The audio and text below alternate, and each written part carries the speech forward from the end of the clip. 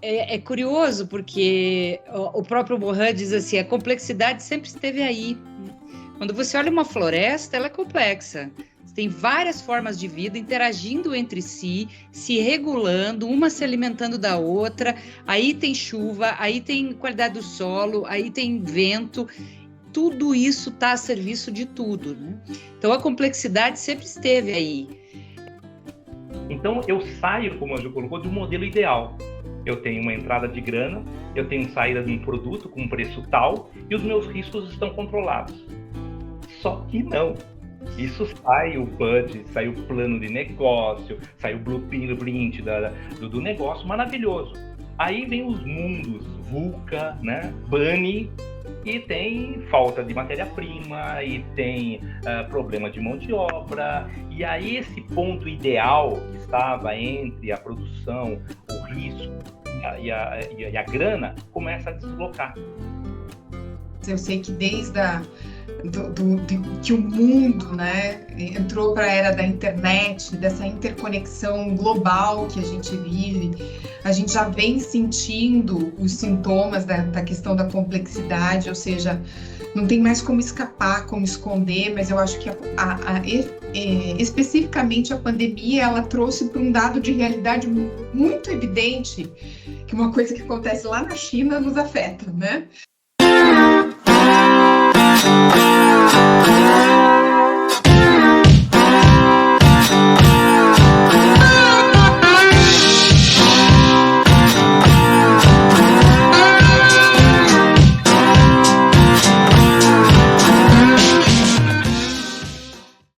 Bom, hoje eu recebo aqui no canal SSM em Pauta para falar sobre complexidade na segurança, a Carla Mikoski, a Juliana Bley e o Adilson Monteiro. Sejam muito bem-vindos ao canal SSM em Pauta. Obrigada, Rogério. Obrigada, Rogério. Uma alegria estar aqui com vocês. Da minha parte também, eu já tive o prazer de conversar com o Rogério e sempre me sinto muito bem acolhido aqui numa conversa muito boa. E agora eu estou aqui de guarda-costas dessas duas aqui, que na verdade eu vim só para poder fazer o apoio logístico para elas, porque na verdade eu vou estar assistindo elas também nessa tarde, dessa forma de apresentar um conhecimento de altíssima qualidade. Muito bom, né? Eu acho que a gente hoje vai sair os 4 aqui fumacinha da cabeça, né? Porque você escolheu o tema, hein, Rogério? Bom.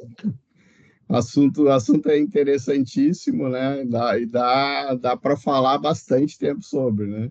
Mas antes de a gente começar, eu sempre peço para, né, o Adilson e a Juliana, que já fizeram outros vídeos comigo aqui, sabe que eu sempre peço para fazer uma breve apresentação, mesmo você sendo, né, profissionais muito conhecidos na nossa área, né?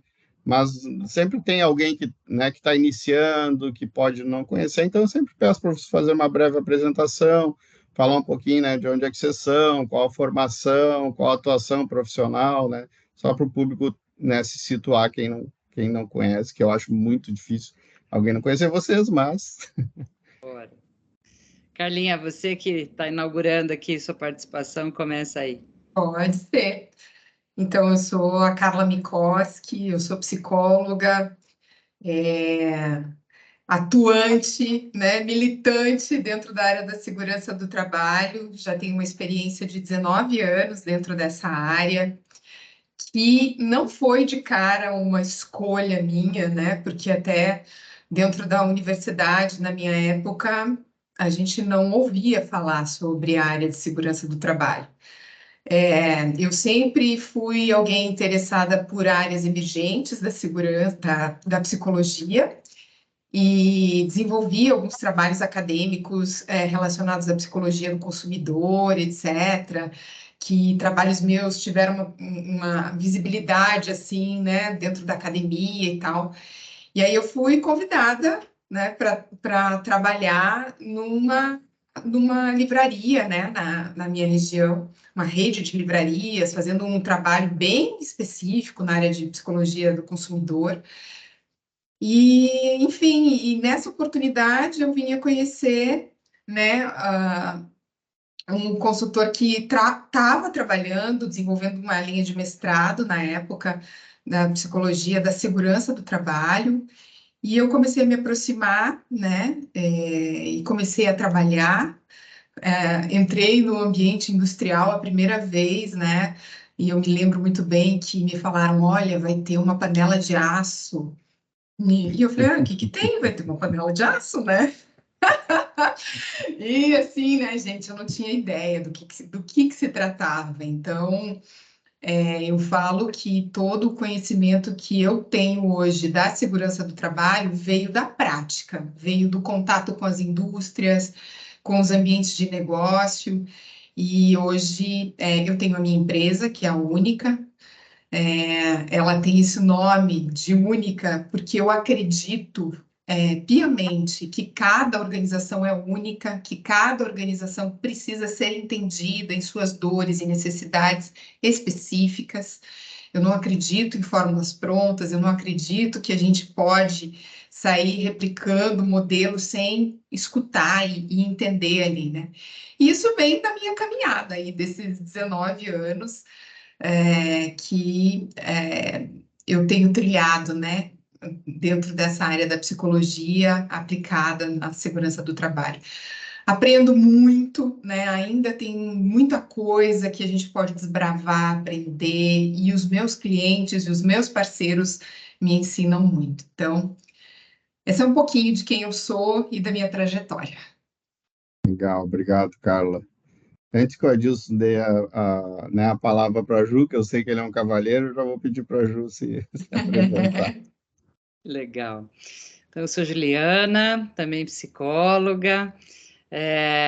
Eu e Carla aí passamos bons anos, né, Carla? De mãos dadas aí, desbravando as indústrias aí de vários tipos, né? Indo em siderúrgica, embarcando em plataforma e descendo em mina. Então, tenho um orgulho da gente ter passado anos aí caminhando juntas e até hoje a gente aprende uma com a outra, né? Então, uma delícia estar com você aqui. Também, na faculdade, eu comecei a me dar conta do trabalho humano pela linha da saúde mental, que naquela época, 90 e alguma coisa, era basicamente pautada pela universidade, né? Pesquisas científicas sobre o trabalho enlouquece, o trabalho adoece, o trabalho gera sofrimento psíquico, mas também gera sobrevivência. E eu já estava encantada com isso, qualidade de vida e saúde mental no trabalho, quando eu fui também descobrir que tinha um olhar para a questão do acidente, né? E aquilo me chamou pela gravidade, né? E por eu ter uma história pessoal também muito costurada por acidentes graves na minha família, né? Eu perdi pessoas importantes da minha família em acidentes graves, e isso era uma coisa que me impactava, assim, será que realmente dava para ter evitado isso? Né? Foram várias perdas, né, de avós, meus dois avós, o paterno e materno, né, morreram em acidentes, uma prima minha. Então, tragédias que foram mudando o curso da minha família. E na hora que eu olhei para esse lugar de, puxa, o acidente é algo que a gente pode fazer alguma coisa, isso me pegou na época. E também essa contradição, né? As pessoas vão ao trabalho ganhar a vida e elas ganham a morte ali. Como é que é isso, né? Por que essas coisas acontecem? Então, isso começou a me incomodar e me povoar naquela época. E eu sempre fui uma pessoa também muito interessada em aprendizagem, né? Como é que as pessoas aprendem, especialmente adultos, né? Como é que a gente cria ambientes de aprendizagem onde as pessoas realmente saiam transformadas e possam transformar suas vidas e empoderadas, né? A psicologia é uma prática que envolve esse refinamento humano, né? Mesmo na clínica, né? Você vai para a terapia para olhar quem você é e aprender a conviver com quem você é de um jeito minimamente saudável, né? Se relacionar de um jeito minimamente saudável. E a minha paixão pela psicologia já era nesse lugar da aprendizagem, né? E da promoção de saúde. E aí já engatei mestrado nessa área e tudo, sempre curiosa, né? Como é que a gente leva conversas importantes, aprendizados importantes, coloca em cima da mesa conversas difíceis e tenta encontrar maneiras de que esse sistema humano, e hoje a gente fala sociotécnico, né, pudesse ser um lugar de saúde, né, e não um lugar de dor, um lugar de sofrimento. Então, isso sempre me manteve. Eu já briguei com a área de segurança várias vezes, a Carla sabe, teve uma crise que eu tive quando eu saí, né, da consultoria e fiz um sabático, que eu dei todos meus livros. A Carla ganhou um monte, saí distribuindo. Eu não quero mais saber desse negócio de segurança, essa gente é muito hipócrita, essas empresas não estão nem aí com a vida humana. Mas daí depois o bichinho ativou, eu falei, não, cara, não dá para sair, porque tem muita coisa para fazer, então eu venho nessa relação de prazer e sofrimento também com a área de saúde e segurança, né, pessoal. Mas a paixão fala mais alto. Legal. Adilson? Bom, legal. Depois dessa introdução, deixa eu entrar aqui quietinho, né? Com essas duas. Sem muita modéstia. Bom, eu não sou psicólogo, eu sou do outro lado que a Ju já brigou um dia, engenheiro mecânico, né? Com a especialização em produção. Acabei fazendo direito também, por conta até da segurança, né? Porque como é uma parte muito legalista, né? Essa parte de toda a parte de legislação é muito forte na segurança, e acabei também fazendo outras coisas, como a própria engenharia de segurança, né? E também algumas vertentes do lado do negócio, né? Fiz um MBA em gestão de negócios, fiz também uma pós-graduação em psicopedagogia. Olha só, tem um pezinho aí também com ela, sabe? Para ir justamente nesse ponto que a Ju falou, né?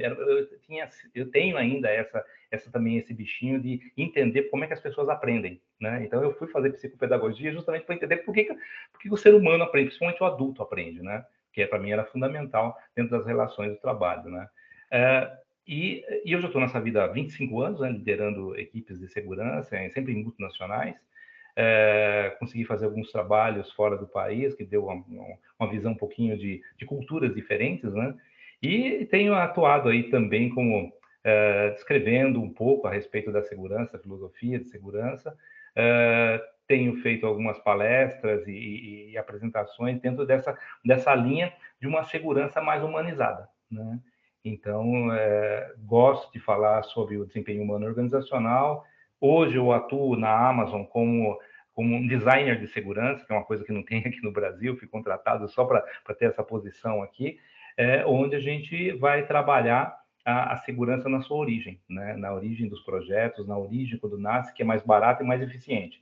Então, é o Design for Safety que eu tenho falado aí ao longo do tempo, que eu entendo hoje que faz muito sentido para as empresas e é o caminho para unir esse lado humanizado com o lado de dinheiro, né? O din-din das empresas tem que ser valorizados e otimizados. Então, esse é um caminho que eu tenho trilhado e estou aqui aprendendo com essas duas, aprendendo com você, então nessa caminhada aí de aprendizado contínuo. Legal, eu digo, já falei outras vezes, né, que o canal me proporciona esses momentos aqui que são muito incríveis, né, únicos, assim, de reunir profissionais do gabarito de vocês para a gente fazer um bate-papo descontraído, né, leve, não é nada, né, pesado, mas que tem contribuído aí, acredito que para o aprendizado de muitos profissionais, né, então, claro que não dá tempo para a gente ficar, né, não é uma aula, é um bate-papo, então tem muita coisa, mas serve para despertar, né, curiosidade mais até sobre os assuntos, né? Então, e já pegando esse gancho, né, a gente que trabalha no mundo corporativo, e o nosso assunto aqui, a gente vai falar sobre complexidade na segurança, né? A gente vive falando, né, há muito tempo, no tal mundo VUCA, né, volátil, incerto, complexo, ambíguo, né? Mas até que ponto as pessoas, às vezes eu pergunto, até que ponto as pessoas entendem o conceito realmente de complexidade, né? Então, Ju, para a gente introduzir esse assunto no nosso bate-papo, pode nos explicar esse conceito? Legal. Quando a gente começou a conversar sobre, né, vamos falar de complexidade, me vem essa veia, né, pesquisadora em mim, e principalmente, né, das ciências humanas, que a necessidade que a gente tem de um certo letramento, né, na área de segurança, de algumas palavras que a gente usa assim meio solta, sem saber muito aonde aplicar, o que será que é isso, mas aí entra na moda, daí a gente fica repetindo. E complexidade e pensamento sistêmico, elas estão, acho que hoje na minha pirâmide de incômodos, elas estão ali no topo. A gente está muito falando de complexidade, muito falando de pensamento sistêmico e agindo sem considerar isso ainda, né? Então, eu fico com vontade de compartilhar, né? Para mim, o principal autor de complexidade hoje é o Edgar Morin, que é um epistemólogo, né? Alguém que dedicou boa parte da sua vida e da sua obra a estudar complexidade. Então, eu já deixo aqui uma dica para quem quiser. Não é um livro fácil de ler, tá, gente? Mas dá para degustar, que é a Introdução ao Pensamento Complexo, do Edgar Morin. É um livrinho fininho, dá um certo trabalhinho para os neurônios, mas ele ajuda a gente a expandir o olhar e traz alguns elementos legais. E eu queria colocar eles como tempero aqui, não para ficar dando aulinha, mas para colocar temperos, porque todos eles que eu destaquei aqui, eles têm gancho com as práticas que a gente busca fazer nessa área ou percebe a necessidade de fazer, né? Acho que a primeira coisa é a gente separar o que é complexo do que é complicado. Isso é uma coisa que as pessoas fazem essa polarização, né? O que tem coisas que são complexas, tem coisas que são simples. E em termos teóricos, não é bem assim, né? Simplificar é um jeito de recortar a complexidade, né? Mas transformar algo complexo em algo simples e muitas vezes é impossível. Transformar uma aciaria, como a Carla começou a falar aqui, né, num processo simples, não dá, né? Transformar o centro de distribuição da Amazon num processo simples, não dá. Dá para a gente simplificar algumas partes, dá para a gente trazer eficiência e enxugar a perfumaria, né, que é uma coisa que a gente está falando muito na área, dá. Agora, simplificar o complexo já é uma coisa que é uma barreira, né? Então, a complexidade tem a ver com a gente olhar o todo, sem excluir as partes. Então, é muito simples a gente olhar para a gente mesmo, né? O corpo de cada um de nós aqui é um corpo complexo, é um sistema complexo. Nesse exato momento, tem um monte de células funcionando, replicando um código de DNA que é bem complexo, né? Criando nova vida dentro da gente, células morrendo e digestão acontecendo e tempestades sinápticas aqui no cérebro. Tudo isso está acontecendo agora, né? Então, nós somos um sistema complexo, ou seja, tem muitas camadas acontecendo ao mesmo tempo, e elas se interconectam. E torna ainda mais complexo os sistemas vivos, e a gente pode enxergar uma fábrica como um sistema vivo, um sistema aberto, a gente troca com o meio. Então, eu estou aqui bebendo chá, estou dando informação para o meu corpo, né? Eu estou aqui expirando ar, para fazer troca de ar, né? Eu estou escutando barulhos lá de fora, eu estou trocando com vocês. Então, além de a gente ser um sistema complexo, a gente está inserido em vários outros sistemas complexos, né? Isso dá um nó na nossa cabeça, e o primeiro grande desafio de conversar sobre complexidade é a gente poder enxergar essa rede de conexões e sistemas dentro de sistemas, e não ficar com vontade de reduzir tudo isso a uma coisa mais 1 mais 1 é igual a 2, né? Tem várias outras camadas nisso, não é tão simples assim. Então, complexidade tem a ver com enxergar o todo funcionando ao mesmo tempo e trocando com o ambiente. Aí o Morin traz 3 princípios que são muito certeiros para a gente conversar sobre a nossa área. O primeiro deles é o princípio dialógico, né? Diálogo é interação entre dois. Então, o primeiro desafio de pensar complexo é superar as polaridades. Difícil para dedéu, né? Numa área onde a gente fala de certo e errado, correto e incorreto, adequado e inadequado, compliance e não compliance, quando a gente fala depende, calma aí, o que é correto aqui não é bem correto acolá, que era o que a Carla falava, né? Falava da unicidade do sistema. Isso é muito difícil na nossa área, que é uma área que está acostumada no cara crachá, né? Está na lei é certo, não está na lei está errado, está no procedimento é certo, não está no procedimento está errado. E isso gera um vício numa fantasia de controle. Temos nessa área uma fantasia de controle, sistemas controlados, ultracontrolados. Controlamos pessoas, controlamos máquinas, controlamos procedimentos, e aí a gente tem essa fantasia, esse delírio de controle que está sempre presente também nas nossas análises, nas nossas conversas, né? Então, o primeiro princípio dialógico, vamos superar as polaridades e entender que certo e errado dependem de onde isso acontece. E aquilo que é certo para uns é errado para outros, enfim, tem uma integração entre o certo e o errado que a gente precisa fazer. O segundo princípio é a recursão organizacional, que ele chama, né? Então, que é a gente produz o meio e é pelo meio produzido. Tem uma máxima na psicologia que é o ser humano transforma o mundo e é pelo mundo transformado. Então, quem manda em quem? Quem controla quem? Quem está no comando de quem? Então, também, essa ilusão que a gente tem de que manda quem pode e obedece quem tem juízo, ela é bem relativa. E de que se a gente desenha o procedimento e ele está estaticamente correto, quando ele vai para a prática, ele vai ser estaticamente feito, é uma ilusão. A gente produz um pensamento, esse pensamento vai para a realidade muda o pensamento, que vai mudar o procedimento, né? Então, a gente precisa ter essa lógica viva, que o trabalho real organiza o trabalho ideal organiza o trabalho real, e que bom, né? O comportamento da empresa influencia o comportamento individual influencia o comportamento da empresa, e não tem começo, não tem fim. Não tem quem veio primeiro, o ovo ou a galinha, né? São dois processos auto-organizadores. O terceiro princípio que ele traz, que é bem conhecido do pensamento sistêmico, é o todo está na parte e a parte está no todo. Então, você é produto do seu DNA, né? Características, né? Cor de cabelo, cor de olho, altura, predisposição a doenças e tal. E isso está no todo do meu corpo inteiro é espelho do meu DNA. Mas lá dentro de cada célula também tem um espelhinho de todo o meu DNA. Então, o todo que eu sou está lá em cada partezinha das minhas milhões de células, e aquilo que está lá dentro das minhas milhões de células está visível aqui nisso que eu sou. Então, essas três ideias, elas tiram a gente do chão, né?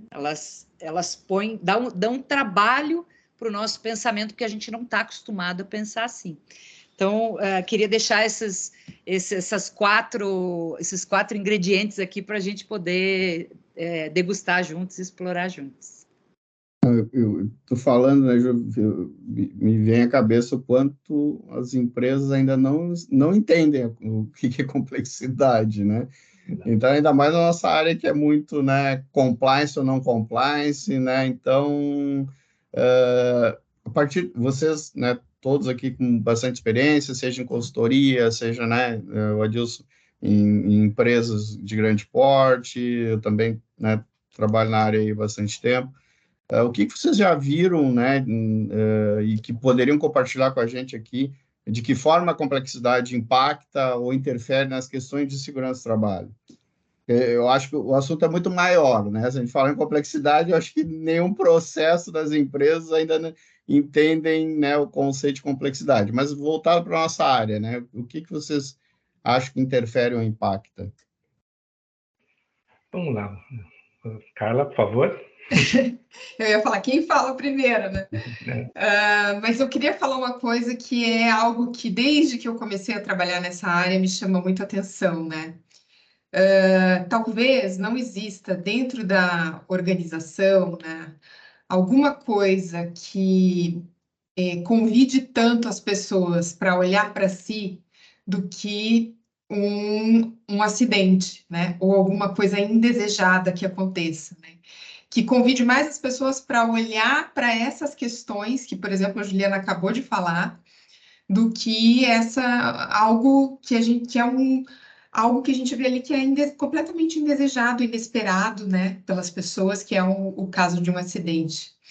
E um dos primeiros conceitos que eu aprendi dentro da psicologia voltada para a segurança do trabalho é que todo acidente é um sintoma da organização. É algo que vem para contar para a gente que a gente precisa olhar para outras coisas que a gente não está olhando ainda. Que eu acredito que é exatamente isso, né? Como é que a gente pode começar a olhar para pontos, aspectos, decisões, escolhas ou até comportamentos normóticos que a gente tem tido e que não estão alcançando um resultado satisfatório ou estão penalizando as pessoas dentro desse processo. Então, eu entendo que é extremamente desafiador, né? E paradoxal quase, a questão do acidente convidar a gente para ver isso, mas talvez lá uma perda mecânica, um acidente material não vá chamar tanto a gente, convidar tanto a gente para olhar para nós e assumir determinadas responsabilidades sobre algumas situações, decisões e processos que a gente vivencia dentro da organização. Então, eu acho que a primeira coisa que a gente precisa é, talvez, superando um pouco essa questão da polaridade, né, de falar assim, puxa, ou é isso ou é aquilo, é a gente poder entender o que a gente pode aprender com isso que está acontecendo, né? Qual que é a minha parcela de responsabilidade nisso? Então, eu acredito que esse é um dos principais pontos, assim, para mim, em relação à segurança e complexidade. Legal. Muito bom. Bom, eu da minha parte vou trazer para o meu mundo de engenheiro para poder falar um pouquinho da complexidade. Na verdade, toda a nossa formação, né, Rogério, a gente está no mundo newtoniano, né? Tudo e dentro dessa questão da complexidade, na verdade, você tem vários mundos lá dentro, né? Existe um mundo simples, x mais y é igual a z, e funciona muito bem isso. Esse é o mundo simples. E tem isso nos processos. Muitos processos são construídos dessa forma, principalmente a mecânica é feita disso de todas as máquinas. Depois você tem um mundo complicado, como a Ju colocou, né? Que você não tem só uma causa raiz, mas você tem várias causas raiz, você tem várias variáveis. Você pode colocar em fórmulas que aí você consegue definir não mais reta, uma elipse, uma tendência logarítmica, mas você ainda consegue ter matematicamente a definição da realidade que você está vendo. Quando você entra na complexidade, você tem uma coisa que não é mais variável, mas sim interações. De uma forma prática, qual é a diferença entre complicado e complexo? Complicado, por exemplo, eu posso pegar essa caneta aqui, desmontar ela, se eu prestar bem atenção, eu consigo montar ela. Ou seja, eu pego um todo, divido em partes, junto essas partes e fica ainda aquela forma original que nasceu. No complexo, eu desmonto as partes e, como há interação, essas partes começam a se interagir. E se eu tentar juntar novamente, aquela realidade original já não existe mais. É uma outra realidade. Então, a complexidade tem esse dinamismo. E aí tem um ponto que, no caso nosso, sai do mundo newtoniano, que é o chamado ser humano. Ou seja, ele interfere, como a Ju bem colocou, ele cria o seu mundo e é modificado pelo seu mundo de uma forma constante, né? E você tem uma outra etapa dessa complexidade, que é o mundo caótico, onde você só tem interações, você não tem razões, né? As guerras que estão aí no nosso mundo mostram bem isso. A gente não sabe qual é a causa raiz. A gente tem especulações, direções, mas não uma causa real. E você só tem o quê? Os efeitos, né? A gasolina e o diesel aumentando aqui no Brasil, um negócio de dezenas de milhares de quilômetros longe daqui, e estamos sofrendo na nossa vida, a gente não sabe o que acontece. Então, a complexidade é a soma de tudo isso. Até um pedaço do caótico existe dentro da complexidade. Logicamente, dentro do mundo organizado, nunca deixa de ser o caótico. O caótico é quando tem um acidente, né? Que daí você tenta neutralizar as formas que apareceram, né? E aí vem a história da segurança, é uma estrutura emergente do processo, justamente por causa dessas interações, né? Então, quando você olha essa questão da complexidade, eu até trago aqui eu gosto muito desses dois autores, escreveram um livro chamado A Teoria da Complexidade e a Relação da Ciência Social.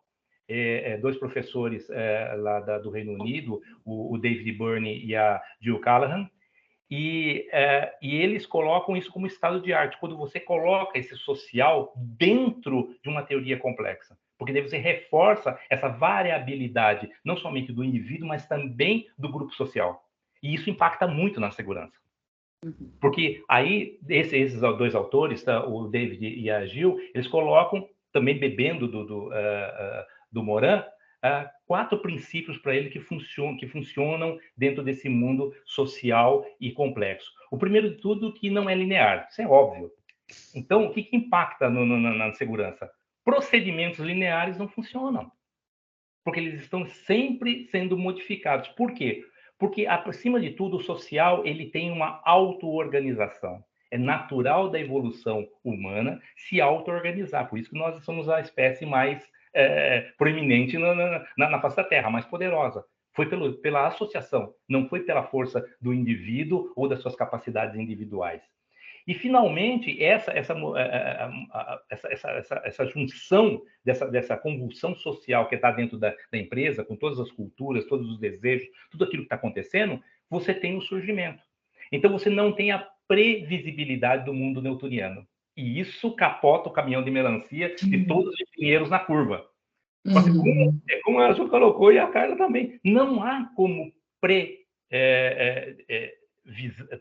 ter uma previsão daquilo que vai acontecer no processo. Na máquina até eu consigo, mas quando eu coloco o ser humano interagindo com a máquina, até essa máquina ela tem também a sua personalidade, né? Você vê nos carros de Fórmula 1, são máquinas muito parecidas e, de repente, os ajustes que se fazem pelo homem, você tem uma mais eficiente que a outra menos eficiente, né? E, finalmente, todo o sistema, ele tende, que é o quarto princípio que eles colocam, uma evolução natural, que é aquilo que a Ju colocou naturalmente, ou seja, o procedimento ele vai evoluir, precisa ter isso. E isso incomoda demais o mundo newtoniano do engenheiro. Porque, eu já fiz o projeto, já está tudo perfeito, etc. Eu não preciso mexer mais. Não, precisa sim, porque ele vai estar em modificação constante, né? E essa modificação tem que ser percebida. Então, olha só, então quando você joga essa complexidade dentro do mundo da organização, na sua pergunta, como afeta no profissional de segurança? Afeta tudo. Primeiro que eu preciso entender do social, né? É um fenômeno social. Segundo, eu não tenho previsibilidade. Terceiro, ele está em evolução. E quarto, eu tenho a todo momento fatos novos que não necessariamente foram previstos naquelas montes de observação que eu faço, naquelas pirâmides da vida, ou mudando o pessoal de curral, de supervisão para autoproteção. Isso aí é um mundo que não existe dentro da condição humana e dentro da condição, dentro de uma organização. Então, o profissional é impactado porque ele tem que aprender esse lado que até então não foi nos ensinado nos bancos escolares. Acho que isso cria um dilema dentro da mentalidade tradicional da área, não só dos engenheiros, mas dos técnicos e outras profissões que se envolvem, né? Que é um dilema entre o mundo ideal e o mundo vivo, né? Então, como a formação na área, a tradição na área, ela é muito fixa, né? A lei prevê um ideal, os padrões políticas preveem o ideal, aí o procedimento prescreve o ideal, e aí vem a vida viva do dia a dia e fala, cara, isso aqui está pulsando, isso aqui tem trocas, isso aqui tem instabilidade, então cria um mal-estar, percebo, né, escutando aí os colegas no dia a dia, um mal-estar muito grande e uma sensação de impotência, porque eu fui formado e contratado para estar aqui para estabilizar o rolê, entendeu? E o rolê é um caos total. Tem horas que o caos está mais organizado, mais caótico, e tem horas que o caos está mais descontrolado. E aí, como é que eu faço para tentar enquadrar a realidade nesse ideal e nunca chega? E isso também a gente acaba criando essa expectativa na alta administração, nos gerentes, nos líderes, nos coordenadores, né, pessoal que não é da área de segurança, mas das nossas áreas clientes. A gente foi educando essas pessoas também para ter essa fantasia de ideal. Então, quando um acidente acontece, no lugar da gente olhar, como a Carla super bem indicou, né, que o acidente, assim como a doença, assim como o conflito, né, qualquer emergência indesejável de um sistema, é um sintoma do que está acontecendo no todo, a gente não consegue olhar isso, porque isso pega na dor, na ferida narcísica. Freud chamaria isso de uma ferida narcísica, né? Eu estava aqui para manter tudo em ordem e, de repente, tudo descarrilhou. Eu devo ser um incapaz mesmo. O nosso sistema deve estar errado. O nosso modelo de segurança precisa ser revisto. Esses caras têm que ser demitidos. A gente precisa eliminar da nossa frente aquilo que fez com que isso indesejável aconteça. Então, no lugar de ter uma resposta de entendimento profundo do que está rolando no sistema, a gente tem uma resposta de isso não é ideal. Remove daqui, troca, faz benchmarking, vê o que as outras empresas estão fazendo, porque isso aqui não está funcionando, né? Então tem uma coisa de querer descartar a realidade para poder voltar a tentar fazer o ideal virar real. É uma luta inglória. E doentia também, em muitos momentos, cria uma baita, uma frustração também, né? O que eu vejo trazendo para o mundo do engenheiro é isso, né? A gente também está muito mal, no meu entendimento, muito mal preparado para isso, né? A gente não vê isso na faculdade, depois a gente não vê no pós-graduação em engenharia de segurança, né? A gente ainda é muito do compliance, do padrão, né? Padrão aquele que tem que servir, né? A gente fez o procedimento, o cara tem que cumprir. A gente não aceita que não possa cumprir, né? Aquele procedimento. Eu brinco, né? Que antes de eu casei com uma artista plástica, né? Então, engenheiro civil, as cores da minha casa, as minhas cores prediletas era preto, branco e cinza, né? Então, depois que eu casei com uma artista plástica, eu tinha, no primeiro apartamento que a gente teve, eu tinha uma parede amarelo gema, outra laranja, um sofá laranja e uma parede branca, porque aí eu pude escolher uma parede, pelo menos eu tinha que escolher, né? Então, mas eu brinco isso porque, assim, como mudou a minha percepção de algumas coisas, né? E eu acho que na formação da engenharia, a gente precisa provocar isso, né? Recentemente conversei com o Fábio, né, lá do Maranhão, também sobre isso, né? Acho que a gente tem que estar provocando esses assuntos também para rever aí também, né, os conteúdos programáticos dos cursos técnicos, dos cursos de engenharia, né?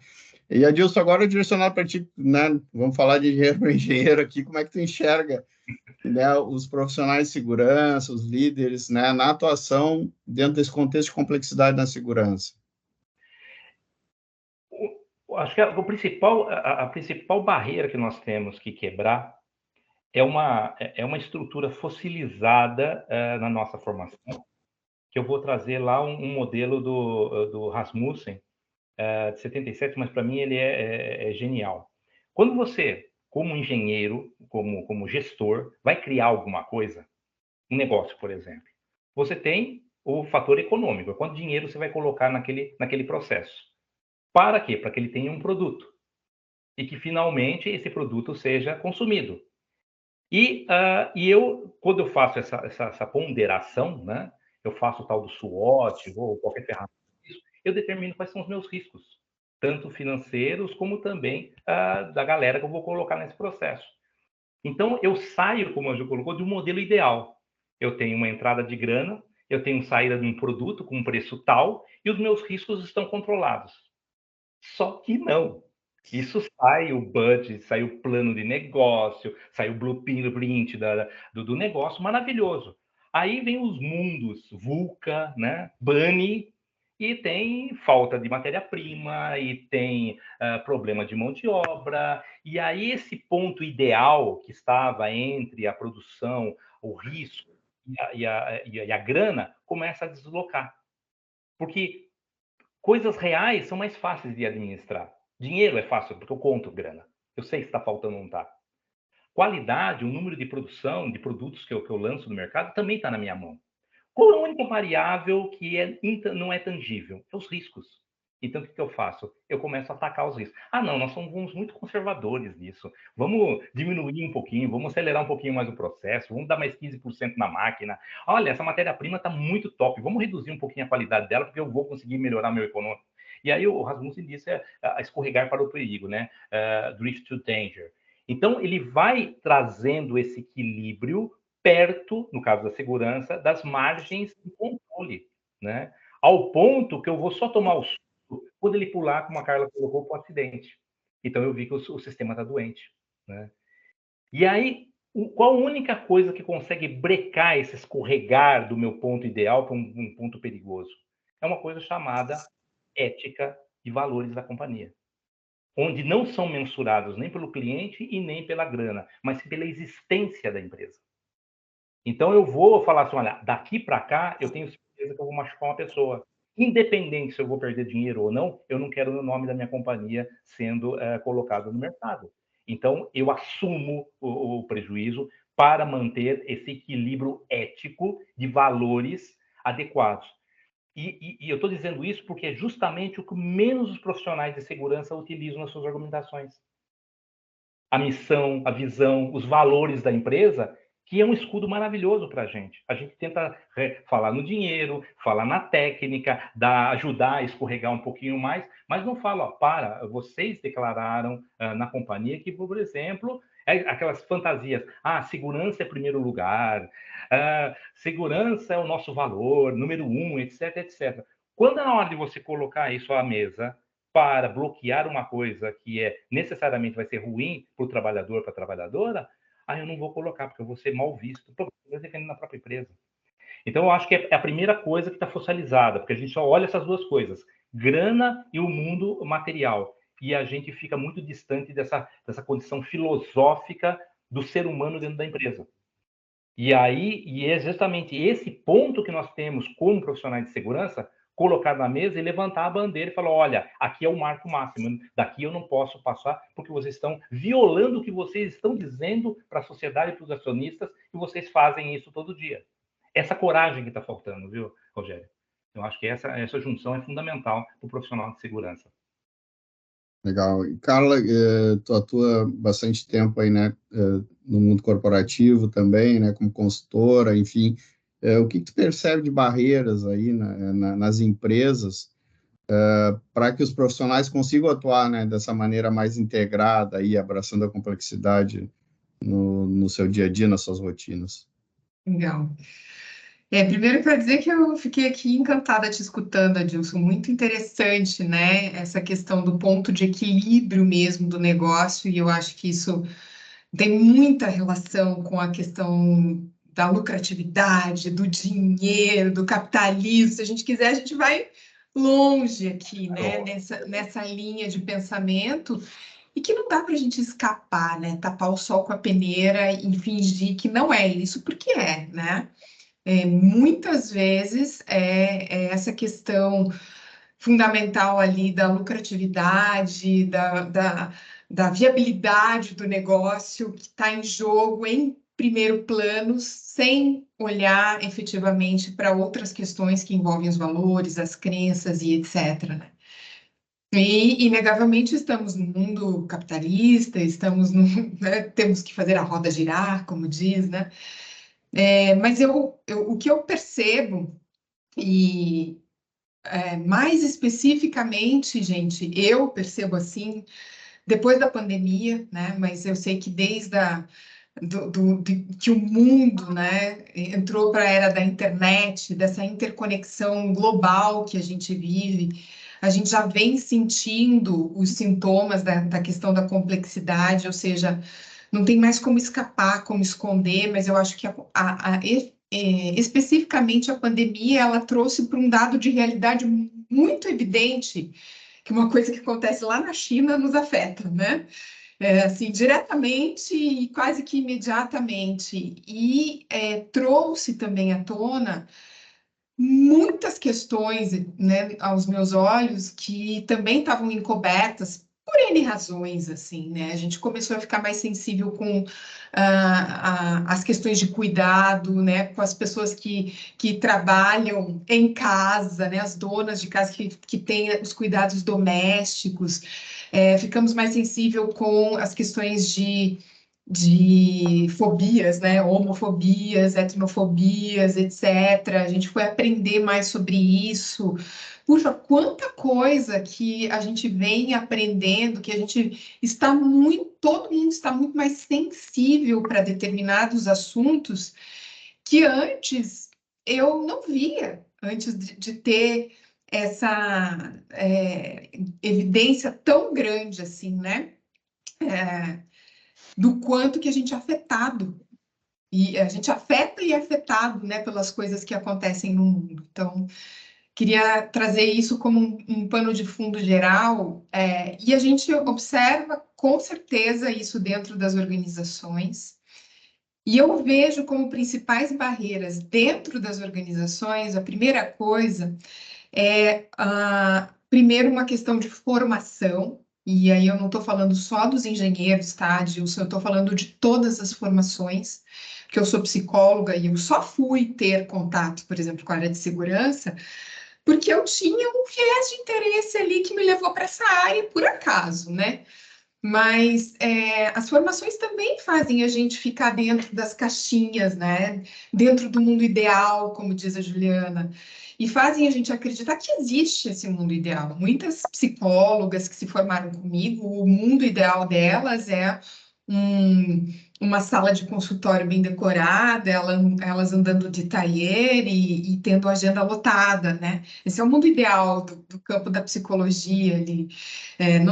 A gente não consegue, não tem essa formação que faça com que a gente integre realidades distintas, com que a gente compreenda possibilidades além daquelas que estão ali desenhadas dentro de um quadradinho para aquela formação. Então, um cara que se forma engenheiro, ele tem ali um viés, um olhar, né, um ideal do que ele quer trabalhar. Um cara que assume uma posição de gerência, de diretoria, ele não pode deixar naufragar um negócio. E a gente está muito acostumado, como diz o Adilson, a ter as respostas do 1 mais 2 mais 3 igual a, né? Eu mexendo nessa peça ou nesse parafuso, eu vou ter tal resultado. E essa não é uma lógica que funciona dentro da característica da segurança do trabalho, porque a gente trabalha para não acontecer nada no final do dia. A gente não tem um produto final, a gente não tem uma materialização, né? Então, não adianta apertar parafuso, porque no final não tem nada para mostrar, né? E a única coisa que vai dizer que a gente fracassou, né, é um erro, um errinho que acontece ali, que muitas vezes lá produtividade não é algo que vai impactar na entrega final do dia. Vai passar batido aquele errinho, mas na segurança é o nosso calcanhar, né?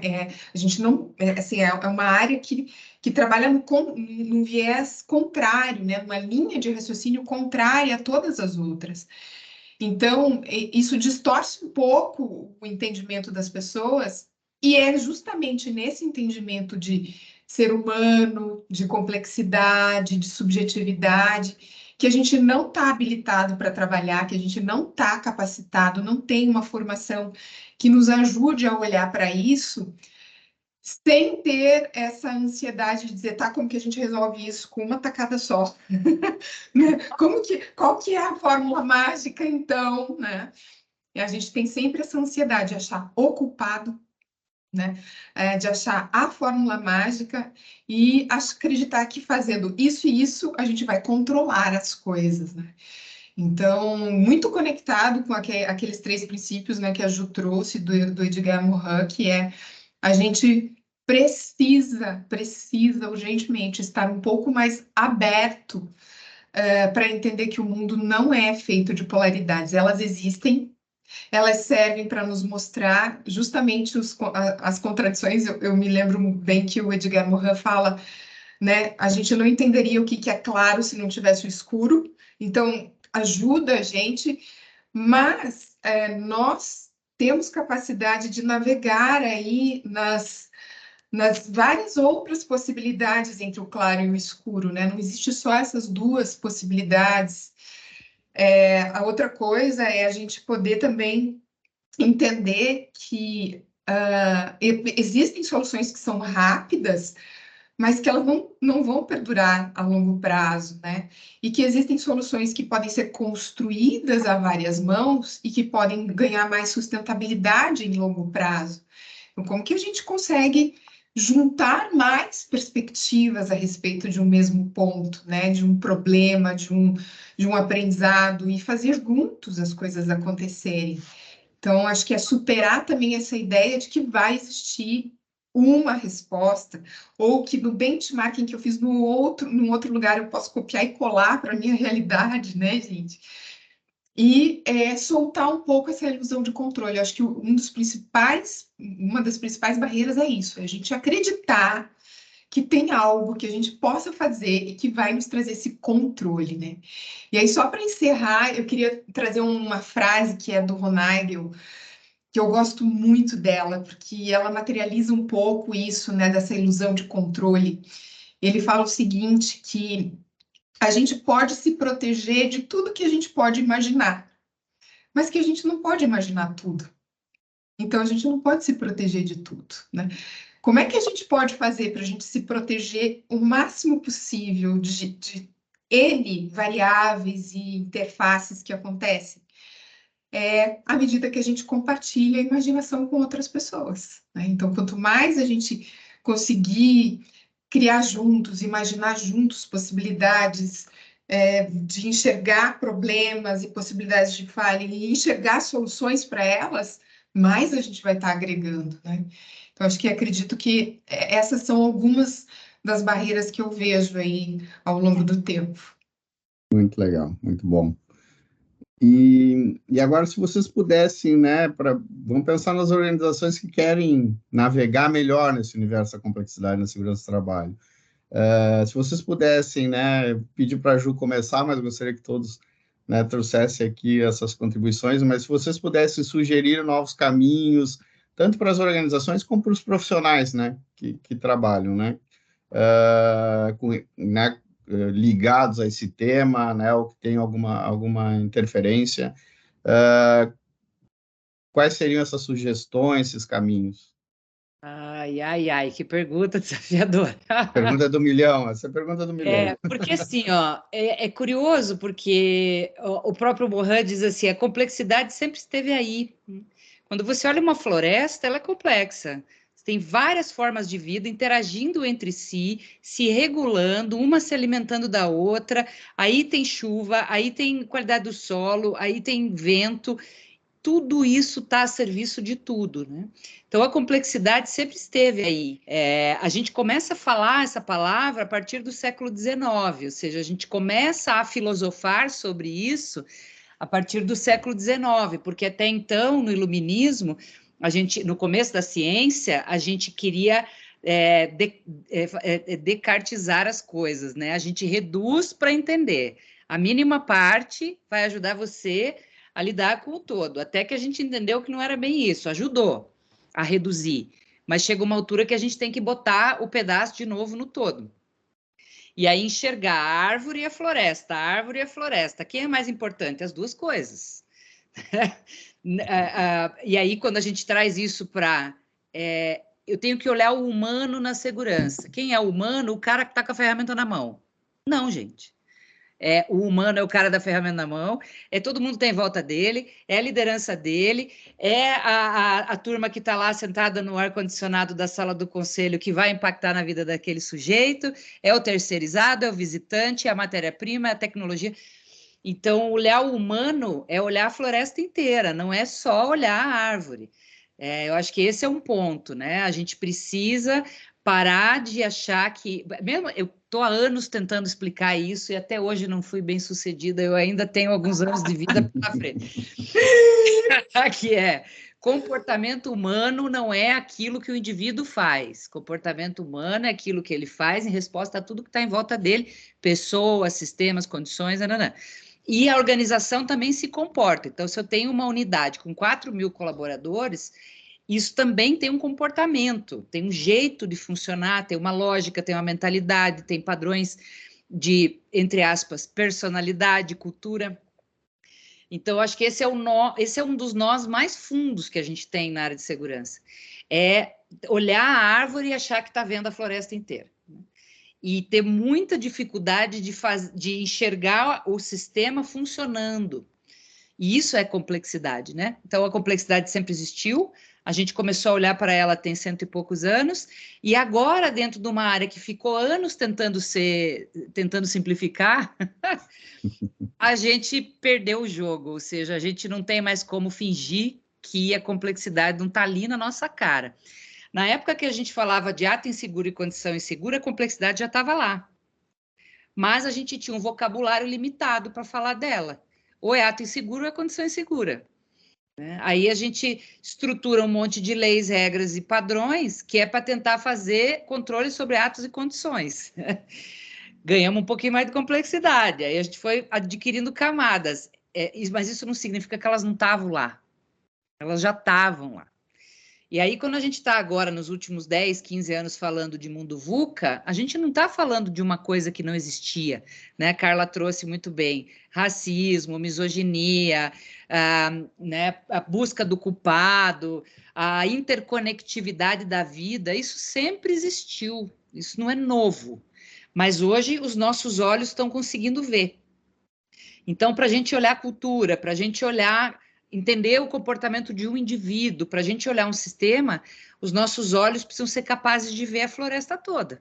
Porque se eles continuarem procurando o pelo em ovo, o comportamento daquela pessoa, né? A gente, Carla, psicólogo é uma desgraça, a gente chega na investigação da ocorrência, alguém olha para nós e fala assim, você que é psicóloga, me explique, o que esse cara tem na cabeça para fazer uma bobagem dessa? E aí a gente volta, né, Carla, naquela nossa pedagogia de sempre dizer, sério, coleguinha, que você acha que tudo isso aqui é só sintoma o cara estava com problema em casa. Eu já participei de investigação de ocorrência, gente, que os profissionais de saúde e segurança perguntavam assim, o que ele comeu ontem? O morto, né? A pessoa que morreu. Ele estava com problema com a esposa, ele bebia... Ele tem mal súbito, né? E aí eu ficava ali chocada, falando, sério, gente, a gente está aqui passando um scanner na vida desse sujeito, que inclusive falecido, vítima de uma tragédia, para tentar explicar a partir dele o que aconteceu. Só essas perguntas que a gente tem, né? O que se deu na cabeça do cara? Ele estava tomando remédio que alterou a percepção de risco dele, ele brigou com a mulher, ele estava sem dinheiro, ele bebia, ele passou uma semana, né, na gandaia. Gente, por favor, vamos fazer perguntas sobre a floresta, né? Vamos parar de tentar só entender se a seiva está passando na árvore, se a raiz da árvore está boa, se o fruto da árvore está bichado, né? A gente precisa, com urgência, ampliar o olhar, sabe? Eu acho que esse para mim, é o ponto principal, assim, de todos. Muito legal, Ju. Carla, por favor. Eu perdi o rebolado aqui, menino. eu tô aqui ainda processando essas coisas que a Ju trouxe e também pensando, né, Ju, há quanto tempo que eu te conheço e que você fala de cuidado, né? Eu lembro a primeira vez que eu li o Mito do Cuidado, né, do Leonardo Boff, e eu fiquei, que coisa mais linda, né? Que maravilhoso. E ao quanto o cuidado sempre também esteve na pauta e agora que essa cultura do cuidado tem espaço, né? E tem engajamento com as pessoas, assim, né, Ju? Não sei, assim, fico com essa impressão também disso que você está falando. E tem também umas par de gente na nossa área que fala, esse negócio de falar de cuidado é só para ficar perpetuando o behaviorismo e botando a culpa no trabalhador. Oh, meu Deus! Precisamos de mais 40 anos, Carla, semeando. Mais ou menos isso. Não é sobre isso, meus amigos, né? Deixa de ser preconceituoso, sai da tecnologia ideológica. É isso, né? Eu acho também, né, que é uma ampliação de visão e de consciência que o mundo, as eras, né, a nossa sociedade, ela está nos convidando a ter, mas tem pessoas que vão estar ainda muito aquém disso, e ok, tá tudo bem, a gente também vai lidar com elas, né? Eu separei aqui duas coisas que eu acho que são bem importantes, três, na verdade, três coisas que eu acho que são importantes para as empresas que querem lidar melhor com a questão da complexidade. E aí, falando a respeito de lidar com o humano, né? Que o humano não é o operador, que o humano não é o problema que as pessoas têm em casa. O humano é todas as pessoas que trabalham dentro de uma organização, poder começar a observar os fenômenos, né? E especialmente os acidentes, os incidentes, com um senso de autorresponsabilidade, não tentando botar a culpa em coisas que estão fora de nós, né? É o sujeito, é o problema que ele teve em casa, é a sociedade, é o mercado, é a matéria-prima, sei lá. Mas como é que nós estamos intrincados, né, nessa trama toda complexa, né? E o que que a gente pode aprender com isso? Então, acho que esse senso de autorresponsabilidade. E à medida que a gente tem senso de autorresponsabilidade, vários autos vêm a reboque, a gente começa a se perceber, a gente começa a se conhecer, a gente começa a entender que o humano não é simples. E a gente também começa a olhar com mais empatia, né? Eu acho que tem um caminho legal aí. Segunda coisa que eu acho muito legal para a gente sair dessa questão da polaridade é trocar o ou pelo e, né? Então, não é uma coisa ou outra, é uma coisa e outra, né? Então, recentemente eu publiquei uma frase no Instagram, né, que as pessoas não são pagas para cumprir o procedimento, mas para gerenciar a variabilidade em torno deles, né? E aí eu perguntei, isso te dá frio na barriga ou te dá um alívio no coração, ouvir essa frase, né? Que aí a gente consegue ver que nível que a gente está. Porque eu não estou dizendo que a gente tem que jogar fora os procedimentos, né? E tampouco que as pessoas precisam ficar ali presas nele, mas como é que a gente pode integrar as coisas? Não é uma coisa ou outra, é uma coisa e outra, né? Então, acho que esse pensamento de integração que vai fazer a gente enxergar o indivíduo e a floresta, né? Como a Ju falou.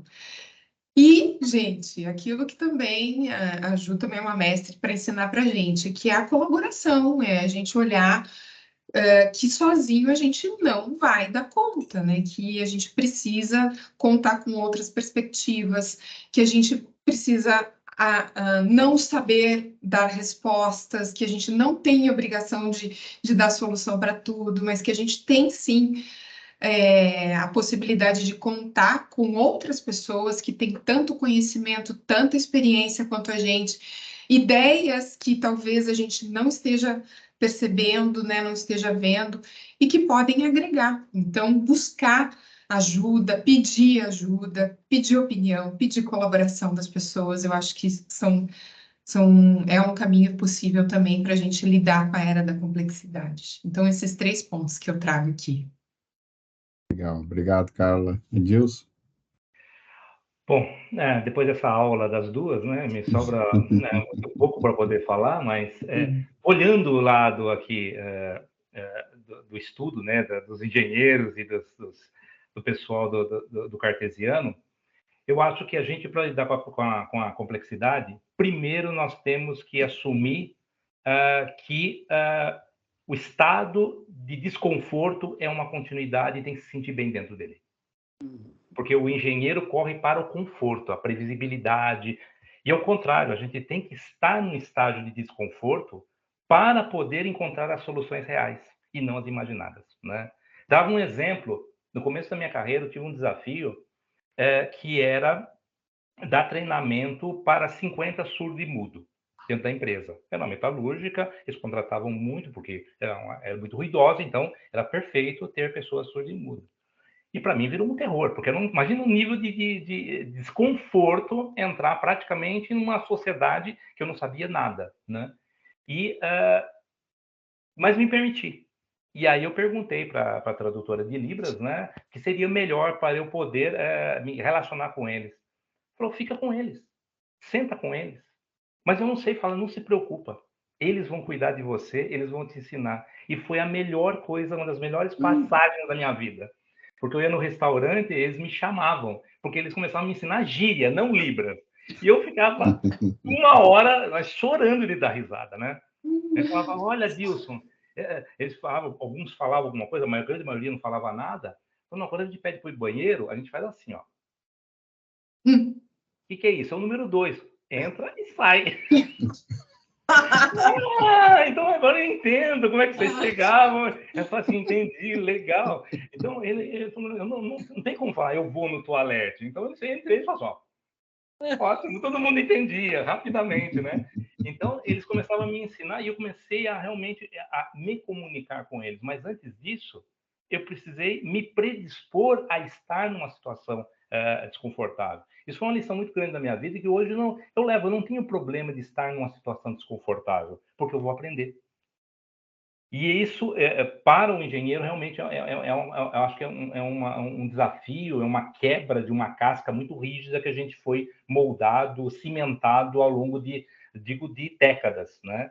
E a complexidade mostra exatamente isso, aquilo que é imprevisível, aquilo que não está, mas você está dentro, e você tem que providenciar soluções, você tem que providenciar condições para que aquilo tenha a saída esperada, mesmo não planejada. Então, eu acredito que seja a maior lição que eu ganhei conhecendo um pouquinho mais do ambiente complexo, de estar numa situação desconfortável, mas ao mesmo tempo, para mim, é normal isso. E aí tem uma grande fonte de aprendizado. Legal, pessoal, que privilégio, que honra, né, ter essa aula aqui com vocês, né, pessoas muito queridas, né. Até separei aqui, Ju, para te mostrar o meu diário de bordo aqui, ó, da Gestão Travessia, né, que tivemos recentemente juntos aí, né, que foi muito legal, muito, quem não fez, é uma sugestão aí, procura, porque é bem legal mesmo, né? Como tudo que a Ju faz, tem muita qualidade, então, o Adilson também, né, Adilson, agradeço a tua participação, pô, é sempre bom estar contigo, sempre bom conversar contigo, né? A Carla, a gente está se conhecendo agora, né, mas tenho certeza que a gente vai se falar outras vezes, né, e a gente mora próximo, agora podemos tomar um café, esperar o Adilson nas férias, esperar a Ju nas férias também, enfim, né? Então, queria agradecer demais a participação de vocês aqui, né? É sempre bom estar com vocês, aprender com vocês, né? E queria que vocês deixassem aí, fizessem as suas considerações finais aí para a gente finalizar essa noite maravilhosa aqui. Legal. Eu e Carla fizemos formação em psicologia sistêmica há milhares de anos, na vida passada, né, Carla? Com uma professora, Solange Rossetti, que foi quem me apresentou Edgar Morin e quem me apresentou o mundo aí das complexidades. E ela dizia uma coisa que eu nunca esqueci. Ela dizia assim: blá, blá, blá de complexidade e pensamento sistêmico, todo mundo faz. Agora, viver complexamente, sistemicamente, é a questão. Então, a gente ficar dando palestrinha e fazendo DDSzinho e mostrando slidezinho de sistema sociotécnico complexo, qualquer pessoa pode fazer. Agora, botar o olho na realidade e ver aquele monte de variáveis se mexendo, e algumas são concretas, como a Dilson falou, outras não, né? São imateriais, são subjetivas, precisa ter um olhar para ver que aquilo está acontecendo, mesmo não de uma maneira, né, na matéria. Essa é a questão.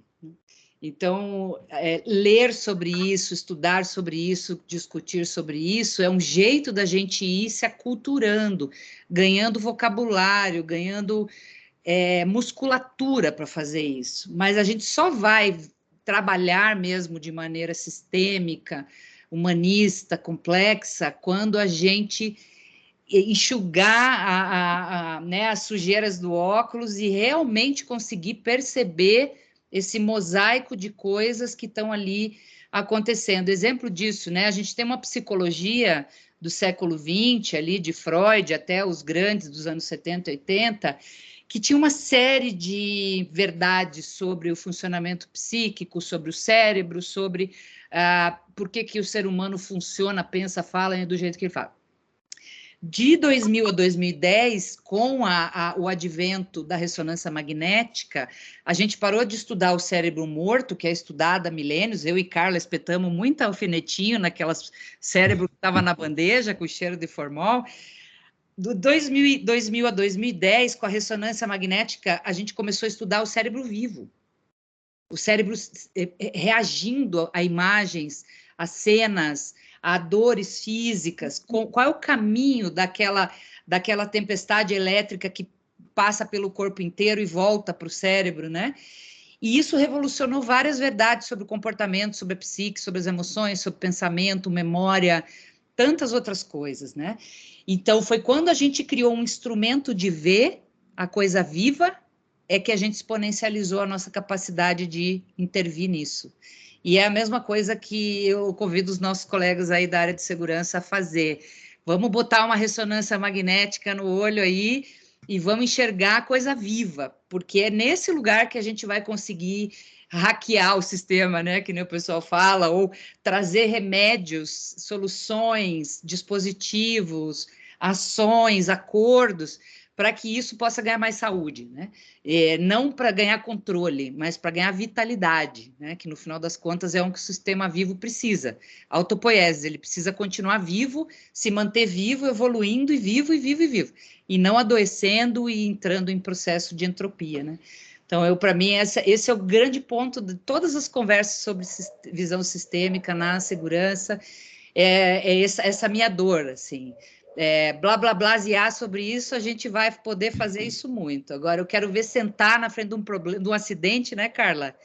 E olhar aquela teia toda se movimentando e dizer, tem isso aqui, tem fator organizacional, tem gestão, tem liderança, tem coisa do cara também, mas tem coisa do capitalismo ali também.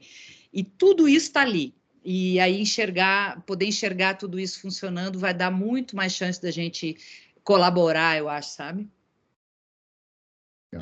Ju, e te escutando, assim, eu fico só pensando como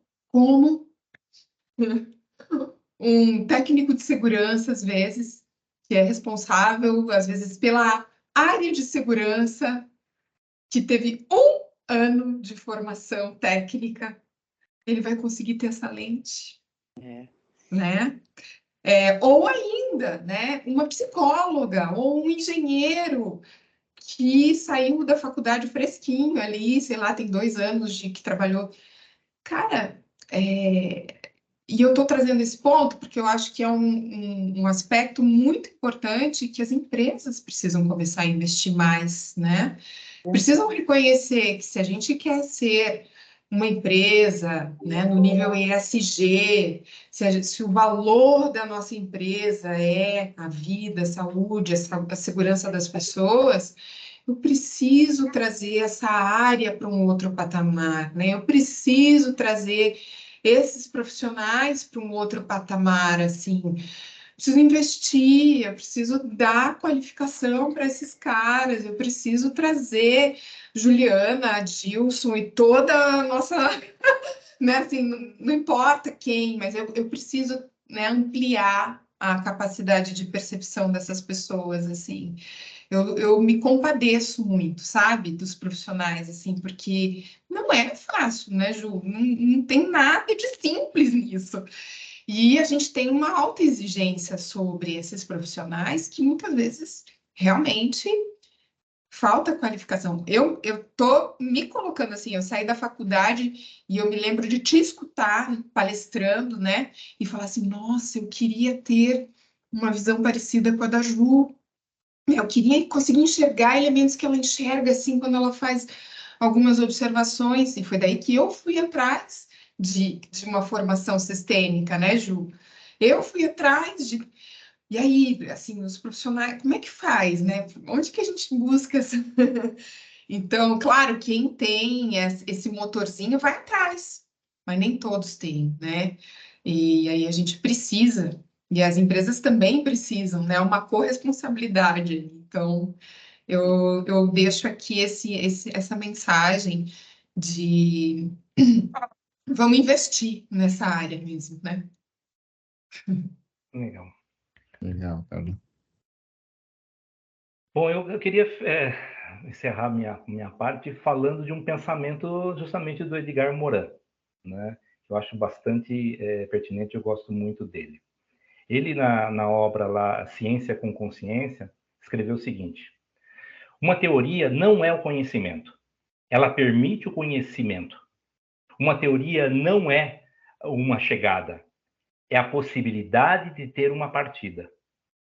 Uma teoria não é uma solução, é a possibilidade de tratar um problema. Em outras palavras, uma teoria só realiza seu papel cognitivo, só ganha vida com o pleno emprego da atividade mental do sujeito.